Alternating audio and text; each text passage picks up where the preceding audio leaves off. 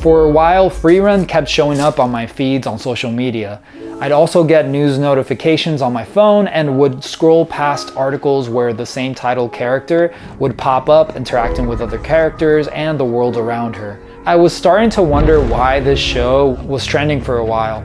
Then something about the look of the show, maybe the fantasy world, the main character's calming and mysterious demeanor, just caught my eye. So I finally gave in and checked out episode 1 for myself with really no expectations. And let me tell you, it had me within the first 15 minutes. Usually it takes me 2 or 3 episodes to know if I'm really invested in a show, but Frieren Beyond Journey's End hooked me right away.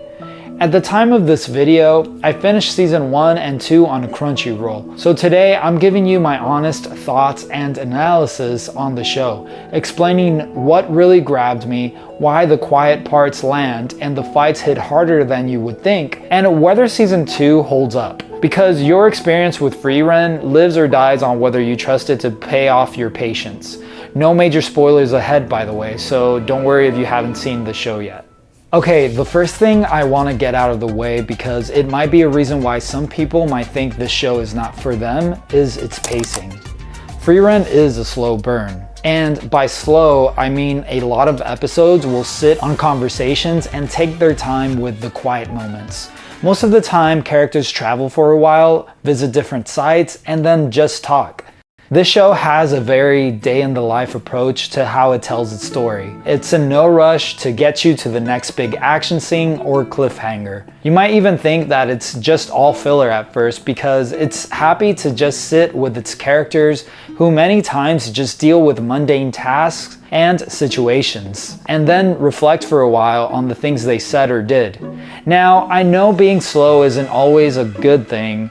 I've seen plenty of shows and movies that have a slow pace to them just to seem deep when there's really not much under the hood. So even though I was already sold and deeply moved by episode 1, a part of me was a bit worried that Frieren the anime wasn't going to hold up. I kept thinking that episode 1 was too good to be true with its impressive writing, handling of themes, tone, animation, and characters, that it would eventually drop this level of quality at some point during its first season. But that moment never came. Frieren's slow pacing works extremely well because there's always something happening under the surface. You get a character beat, a thematic layer, sometimes a small shift in how someone sees the world. The show is confident enough to sit in a scene and let you feel it, and almost every time it works. And that level of quality set in the first episode, it held it. The writing, the tone, the characters, all of it stayed at a high level the whole way through.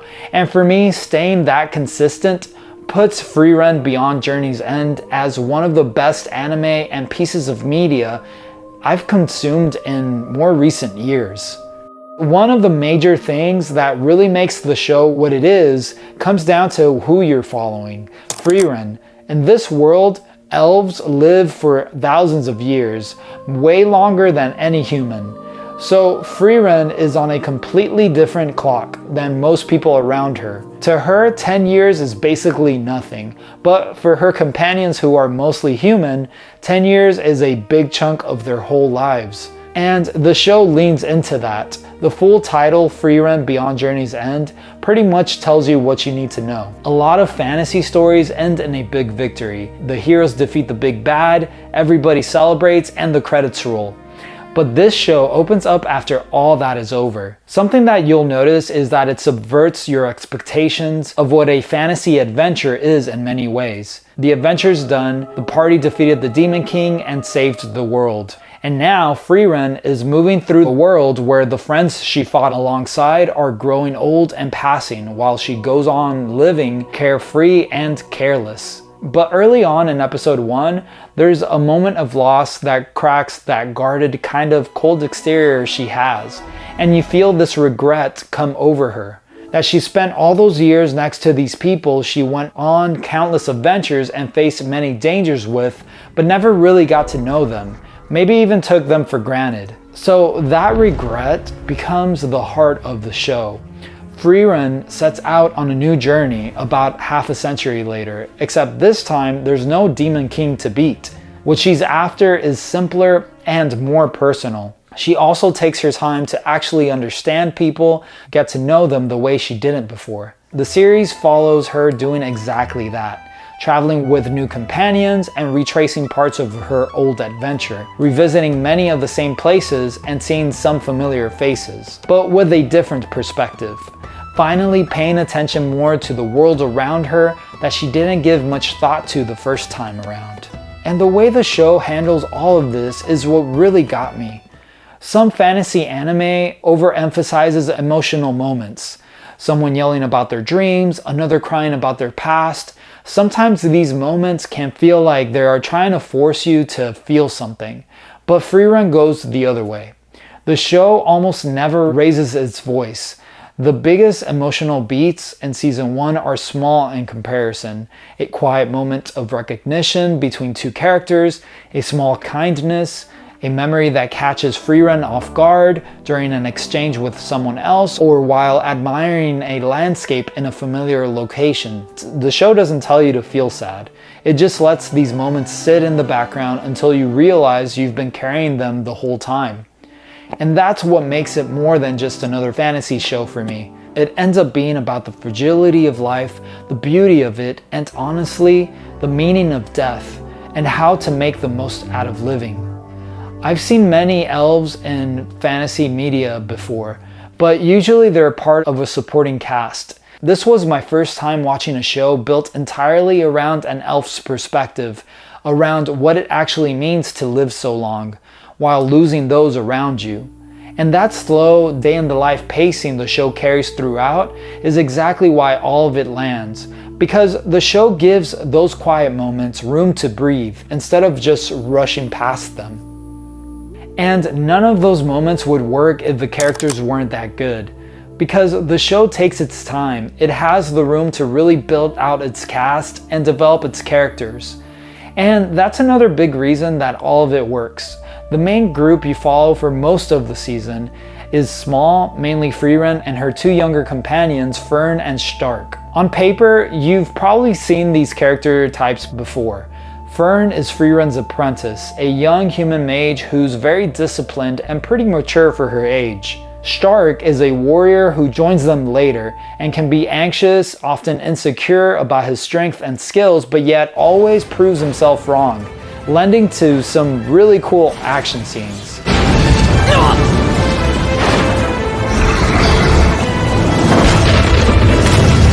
In a lot of anime, a character like Stark sometimes can just become comic relief, the nervous guy you laugh at. And Fern could have easily been put to the side as Frieren's sidekick. But the show doesn't do that. Instead, Stark's insecurity is explained and given meaning. You actually understand where his fear comes from, so when you see him pushing through it in a fight, the action lands more than just a cool moment.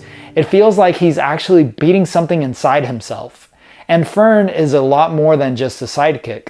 Yes, she's Frieren's apprentice, but the show really fleshes her out. She gets stubborn, she sulks a little when she's annoyed, and she has her own wants and her own sometimes passive-aggressive way of pushing back on Frieren. Those small human touches make her feel real instead of just the apprentice. And as a group, the three of them have this easy, lived-in chemistry. The kind where the banter and the little everyday moments make you believe they've actually been traveling together for a while. By the second half of season 1, I cared more about these characters than other characters I spend way more time with from other shows. And honestly, the trio is just one example of how well Frieren writes its cast. Even the side characters and one-off faces they meet along the way get real motivations and a surprising amount of depth, sometimes more layers than you'd expect from a supporting role.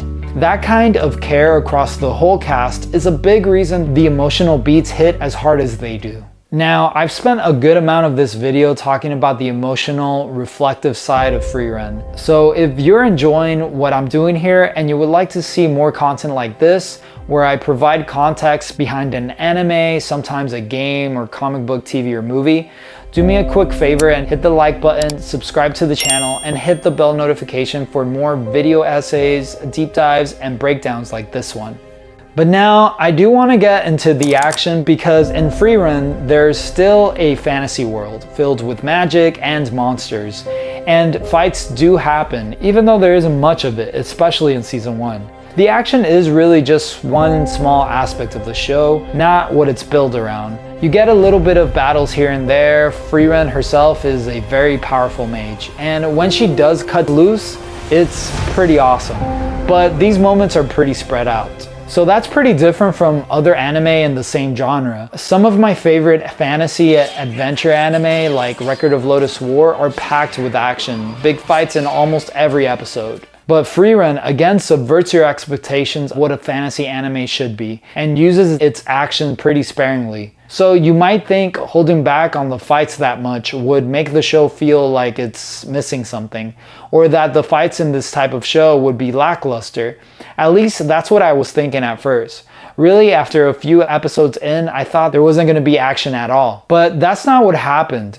When the fights do come, they hit way harder than I expected. And I think that's exactly because the show doesn't throw action at you constantly. Since the fights are spread out, each one feels like it actually means something.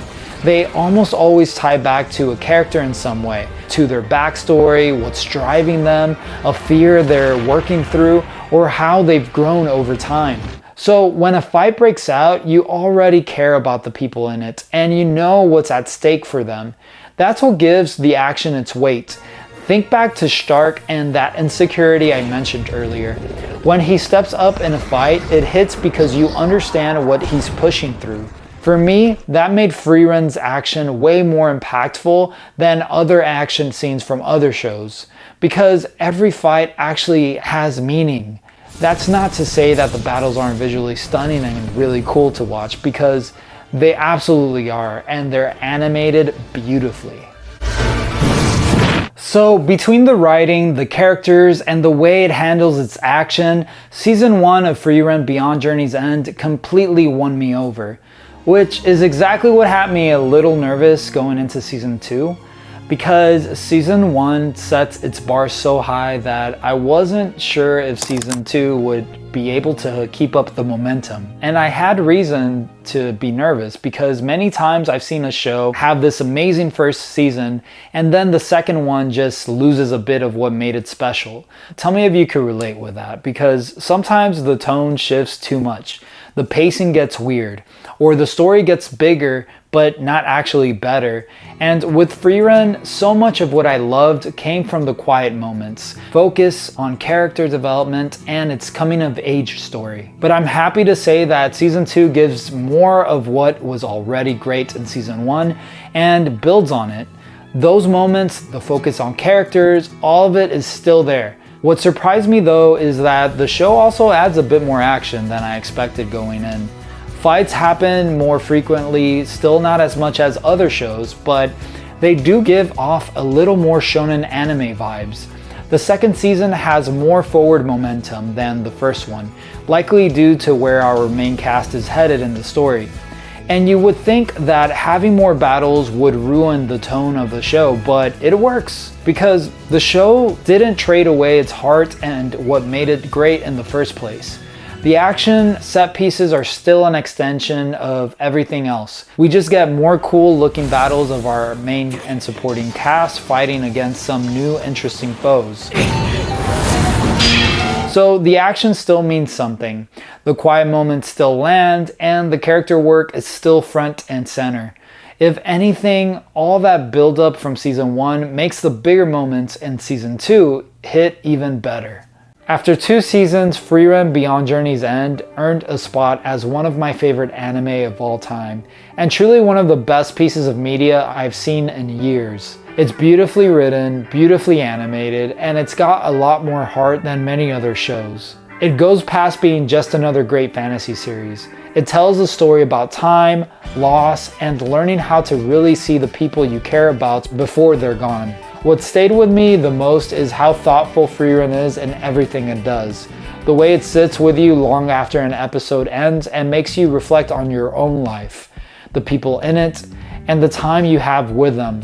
It's beautiful, patient, and it earns every bit of praise it gets. If you've been on the fence with it, but are curious to see a different take on a fantasy adventure coming of age story that is filled with excellent writing, beautiful animation, a character-focused plot, and infrequent but meaningful action moments, give Frieren Beyond Journey's End a chance.